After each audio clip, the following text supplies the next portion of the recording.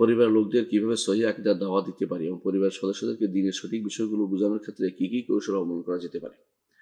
দেখুন ভাই, পরিবারের লোকদেরকে সহি আকীদার দাওয়াত দিতেই হবে। রাসূলুল্লাহ সাল্লাল্লাহু আলাইহি ওয়াসাল্লাম তার পরিবার থেকে শুরু করেছেন। রাসূলুল্লাহ সাল্লাল্লাহু আলাইহি ওয়াসাল্লাম যখন তার উপর নাজিল হলো এটা যে ওয়া আনদির আশিরাতাকাল আকরাবিন, আপনার নিকটতম পরিবারের লোকদেরকে আপনি ভীতি প্রদর্শন করেন। রাসূলুল্লাহ সাল্লাল্লাহু আলাইহি ওয়াসাল্লাম কি করলেন?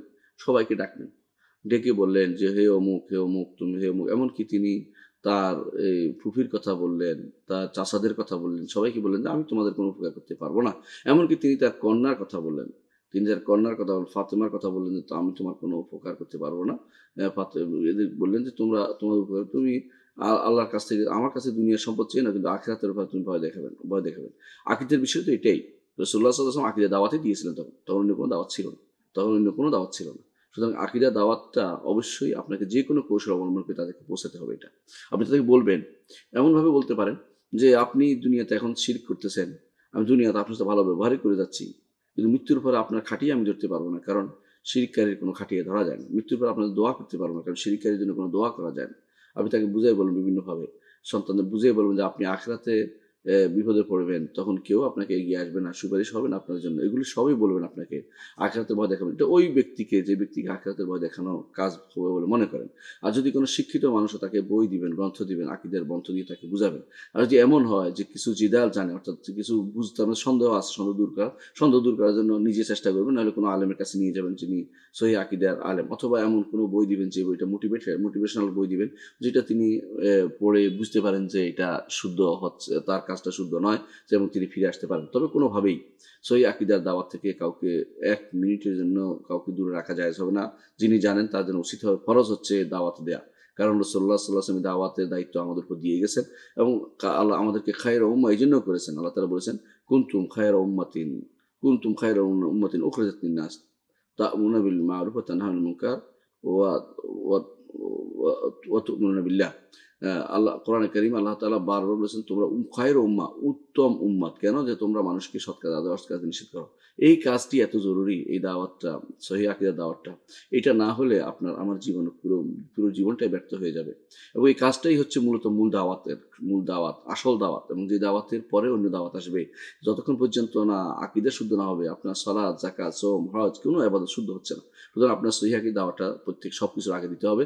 জানাতে হবে আল্লাহ সম্পর্কে, ঈমান বিল্লাহ সম্পর্কে তাকে বিস্তারিত জানাতে হবে। আল্লাহর উপর ঈমান আনার জন্য কি কি জিনিস জরুরি এবং কোন জিনিস আনলে আল্লাহর উপর ঈমানটা শুদ্ধ হবে, এটা তাকে আগে জানিয়ে দিবেন। এটা যদি আগে জানাতে পারেন, ছোট বাচ্চাদেরকেও সেটার উপর বড় করতে পারেন, তাহলে ইনশাআল্লাহ বড় হলে তারা আর ভুল পথে অগ্রসর হবে না, এবং তারা তাদের সামনে স্পষ্ট হবে। ইন্নাল্লাযীনা তাকাউ ইযা মাসসাহুম তায়িফুম মিনাশ শাইতানি তাযাক্কারু ফাইযা হুম মুবসিরুন। যারা আল্লাহ তাকওয়া অবলম্বন করে, যখন শয়তান আসে তাদের সামনে এবং তারা বিভিন্নভাবে বিভ্রান্ত করতে চায়, ফাইযা হুম মুবসিরুন, তারা চক্ষুষ্মান, তারা দেখে বুঝে যে শয়তান এসে গেছে, তারা তখন তাকে তাড়িয়ে দিতে পারে।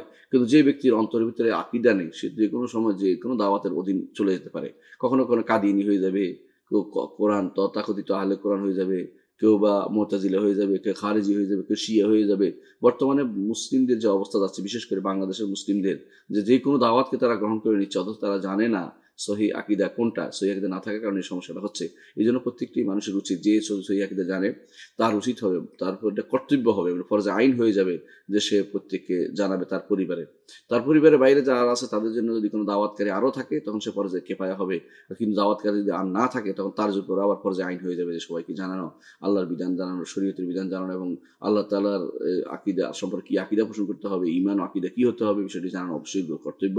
যদি না জানানো হয় তাহলে প্রত্যেক গুনাহগার হবে, কারণ নবীদের দায়িত্ব, বর্তমানে এই দায়িত্ব আলেমরা নিয়েছেন, এবং আলেমরা হচ্ছে, অর্থাৎ যারা ওয়ারাসাতুল আম্বিয়া, নবীর ওয়ারিস, তারাই দায়িত্ব নিয়েছেন। তারা যদি পালন না করে, সাধারণ মানুষের উপর তখন কর্তব্য হয়ে যাবে এই দায়িত্বটি পালন করা। বর্তমানে যেহেতু আলেমরা সহিহ আকীদার দাওয়াত দেওয়া বন্ধ করে দিয়েছে, অনেকে দিচ্ছে না, বিভিন্নভাবে তারা বিভিন্ন ফাঁকিবাজি করছে। এখন এই সময়ে প্রত্যেকটি মানুষ যারা সহিহ আকীদা জানে, তাদের কর্তব্য হচ্ছে এই সহিহ আকীদা নিয়ে দাঁড়ানো, এবং যেখানে সহিহ আকীদার ঘাটতি হচ্ছে সেখানে সেটাকে প্রচার করা, প্রয়োজনে সেখানে যেন মাদ্রাসা প্রতিষ্ঠা করা, দ্বীন প্রতিষ্ঠা করার জন্য সময় ব্যয় করা, অর্থ দেয়া, এবং সেগুলো বইপত্র দিয়ে মানুষের কাছে পৌঁছে দেয়া।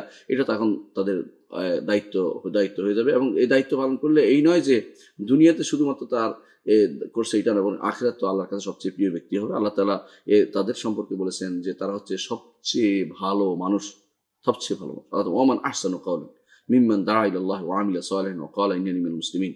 ওমান আহসানু কাওলান মিম্মান দাআ ইলাল্লাহ, আল্লাহর পথে যারা আহ্বান করে। আল্লাহর পথে অর্থ কি? আল্লাহর পথে রাস্তাঘাট নয়। আল্লাহর পথে অর্থ হচ্ছে আল্লাহকে চেনা, আল্লাহর শরীয়ত জানা, আল্লাহর শরীয়ত মানা, আল্লাহর বিধানকে মেনে নেয়া। এটা হচ্ছে আল্লাহর পথে দাওয়াত। এবং জেনে শুনে কুল হাযিহি সাবিলি আদউ ইলাল্লাহ আলা বাসীরাতিন আনা ওয়া মান ইত্তাবা'আনি, যেটা বলা হয়েছে বলুন যে এই হচ্ছে আমার পথ, আদউ ইলাল্লাহ, আল্লাহর পথে আমি আহ্বান করি, আলা বাসীরাতিন, জেনে শুনে। এই জেনে শোনাটা হচ্ছে সহিহ আকীদা। ভুল পথে ডাক দিয়ে এটা দাওয়াত হয় না। বিভ্রান্তির দিকে দাওয়াত দিলে যত মানুষ বিভ্রান্ত হবে তত গুনাহ তার আমলনামায় লেখা হবে। আর সহিহ আকীদায় যদি আপনি দাওয়াত দিতে পারেন, কিয়ামত পর্যন্ত যত মানুষ আপনার দাওয়াতের কারণে উপকৃত হবে তত আপনার আমলনামায় তত সওয়াব লেখা হয়ে থাকবে। এই জন্য এই দাওয়াত একদিকে কর্তব্য পালন হবে, একদিকে সওয়াবের বিরাট আধার হবে, বিরাট পাত্র হবে, বিরাট কারণ হবে। আমরা এই দাওয়াতের প্রতি দাওয়াত দেওয়ার জন্য যেই কোনো কৌশল, শরিয়া বিরোধী নয়, মিথ্যা নয়, যে কোনো কৌশল অবলম্বন করবো সেটাই জায়েজ হবে। আমরা অনেক সময় দেখা যায়, আমরা দেখি পরিবারের সদস্যরা অনেকে বুঝাতে পারে না, কিন্তু নিজে যদি কোনো সিরিয়াস হয় তখন পরিবারের সদস্যরা কিন্তু সিরিয়াস হতে বাধ্য হয়। নিজে যখন সিরিয়াস না হবে, ছাড় দিবে, ঠিক আছে আজকে এটা ছাড় দিলাম, কালকে ওইটা ছাড় দিলাম, তো একসময় দেখবেন যে পরিবারের সদস্য আপনি বুঝাতে পারবেন না। কিন্তু আপনি যদি সিরিয়াস হবেন যে এটা তো গুনার কাজ, শিরকি কাজ, আমি এটা ছাড় দেবো না, কুফরি কাজ, মুনাফিকি, এটা আমি করতে পারি না, এটা তখন তারা কিন্তু বুঝবে যে হ্যাঁ কেন করছে না। তখন তাদের মধ্যে এটা একটা তাদের মনে হবে যে এটা কোনো ছাড় দেওয়ার বিষয় নয়। তাহলে বিষয়গুলো সেভাবে আমাদেরকে বিবেচনা করতে হবে।